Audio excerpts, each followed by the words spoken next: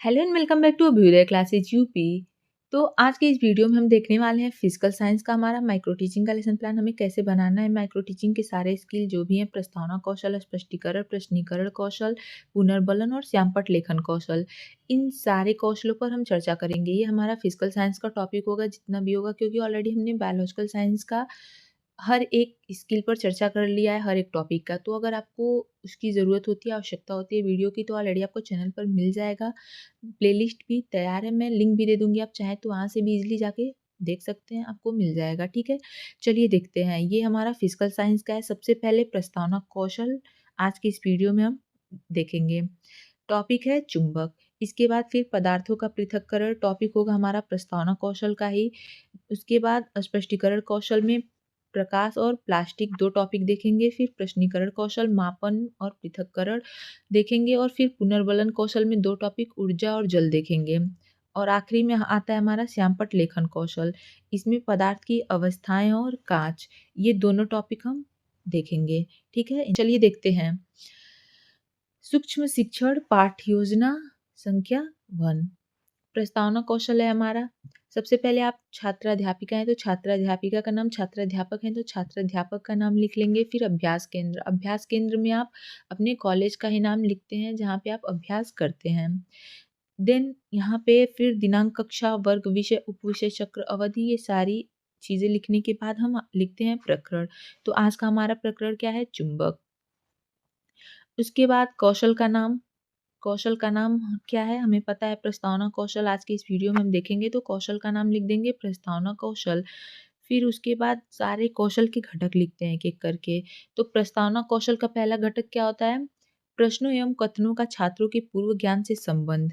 ठीक, इस घटक का यही होता है, मतलब कि प्रश्न और जो आपके कथन है वो छात्रों के पूर्व ज्ञान से संबंधित होना चाहिए।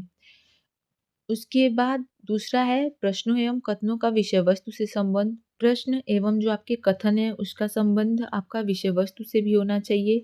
ये नहीं कि आप यहाँ पे टॉपिक चुंबक लेकर बैठ गए हैं और बात किसी और चीज़ की कर रहे हैं, ठीक? बल, मान लीजिए बल की बात कर रहे हैं या ऊर्जा की बात कर रहे हैं, तो प्रश्नों एवं कथनों का विषय वस्तु से संबंध होना चाहिए। फिर आपका तीसरा है घटक, विचारों, कथनों एवं प्रश्नों में क्रमबद्धता होनी चाहिए, और शिक्षक द्वारा छात्रों में रुचि तथा अभिप्रेरणा वाले प्रश्न पूछने चाहिए। फिर है प्रस्तावना की समयावधि। ये जो हमारी प्रस्तावना होती है उसकी जो उसका समय होता है 5 मिनट माना जाता है, तो आपको उस समय का भी ध्यान रखना होता है। तो कौशल के घटक में ये भी लिखते हैं हम। और आखिरी है उद्देश्य के अनुसार सहायक सामग्री का प्रयोग, मतलब आपका जो भी उद्देश्य है आप टॉपिक के हिसाब से सहायक सामग्री यूज करें, ठीक है? नेक्स्ट, इसके बाद विशिष्ट उद्देश्य लिखते हैं जिसमें लिखते हैं प्रस्तावना कौशल के विभिन्न घटकों का अभ्यास कर उसमें निपुणता प्राप्त करना। ये हमारा उद्देश्य है, इसी को लेकर हम चल रहे हैं अपने माइक्रो टीचिंग में। क्लियर है? फिर पूर्व ज्ञान लिखते हैं जिसमें लिखते हैं छात्र चुंबक के बारे में सामान्य जानकारी रखते हैं। फिर आते हैं प्रस्तावना के अपने प्रश्न पर। प्रस्तावना का प्रश्न करेंगे, सबसे पहला क्वेश्चन बच्चों से करेंगे। अब यहाँ पे आप क्या कर रहे हैं? उद्देश्य के अनुसार सहायक सामग्री का प्रयोग कर रहे हैं, ठीक? तो उद्देश्य आपका चुंबक आप पढ़ा रहे हैं तो उसके अनुसार अगर आप चुंबक पढ़ा रहे हैं तो क्या करेंगे? कील, चुंबक वगैरह लेकर आएँगे। तो वही दिखा के आप क्या करेंगे? बच्चों से कील दिखाते हुए पूछेंगे यह क्या है? तो छात्र बताएँगे यह कील है।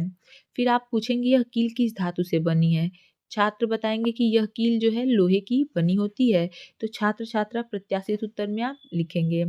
उसके बाद नेक्स्ट है लोहे को कौन-सी धातु आकर्षित कर सकती है? छात्रों को पता है, बताएँगे वो लोहे को चुंबक आकर्षित कर सकता है। उसके बाद आप समस्यात्मक प्रश्न करेंगे कि चुंबक से आप क्या समझते हैं? या ऐसे भी लिख सकते हैं कि चुंबक के बारे में आप क्या जानते हैं बताइए।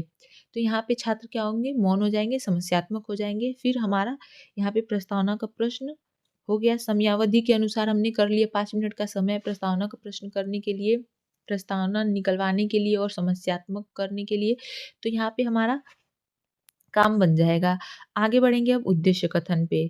एक चीज़ आप ध्यान में रखेंगे, ये जो चुंबक टॉपिक है ये बहुत ही अच्छा होता है। जैसे आप ईज़िली अगर प्रस्तावना का प्रश्न अगर आप प्रस्तावना कौशल आप करने जा रहे हैं तो आपको सबसे बेस्ट ये चुंबक वगैरह टॉपिक होता है, क्योंकि ईज़िली आप बच्चों से निकलवा सकते हैं। जो भी आपके छात्र अध्यापक या छात्र अध्यापिका बैठे रहते हैं, आप माइक्रो टीचिंग करते हैं उस टाइम, तो आप ईज़िली आंसर निकलवा सकते हैं। तो इसीलिए ऐसे ही टॉपिक सेलेक्ट करना चाहिए जिससे आप आराम से क्वेश्चन निकलवा सकें और छात्रों के पूर्व ज्ञान से संबंधित कर सकें, संबंध बना सकें।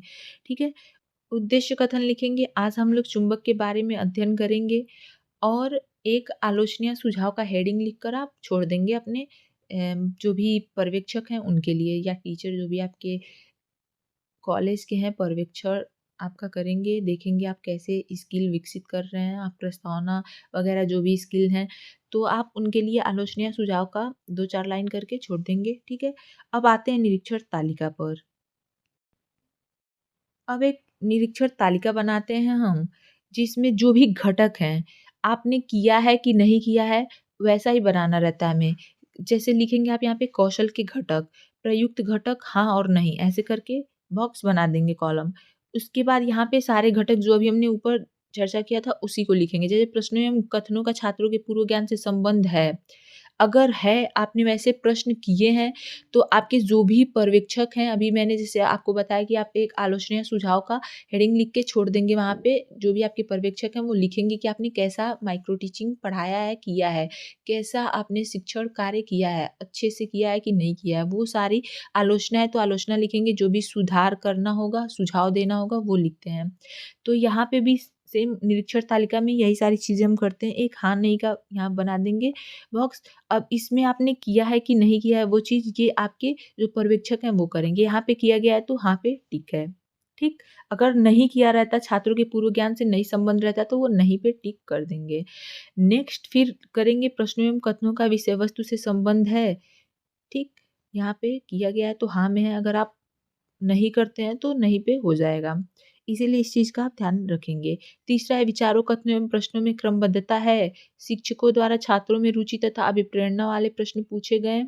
प्रस्तावना की समयावधि उचित है। उसके बाद आखिरी लिखेंगे उद्देश्य के अनुसार सहायक सामग्री का प्रयोग किया गया कि नहीं किया गया। तो यहाँ पे सारी चीज़ें अच्छे से की गई हैं, इसीलिए यहाँ पे सब हाँ में ठीक है, ठीक है? सो गाइज़, आज की वीडियो में बस इतना ही। मिलते हैं अपने अगले वीडियो में, जिसका टॉपिक मैंने अभी आपको बताया क्या होगा, पदार्थों का पृथक्करण। तो देखते हैं अगले वीडियो में, तब तक के लिए प्लीज़ चैनल से जुड़े रहें। जाते वक़्त अभ्युदय क्लासेस यूपी को सब्सक्राइब करना नहीं भूलेंगे, और वीडियो हेल्पफुल लगी हो, आपको पसंद आई हो तो प्लीज़ लाइक और शेयर भी ज़रूर करते जाएँगे। ओके?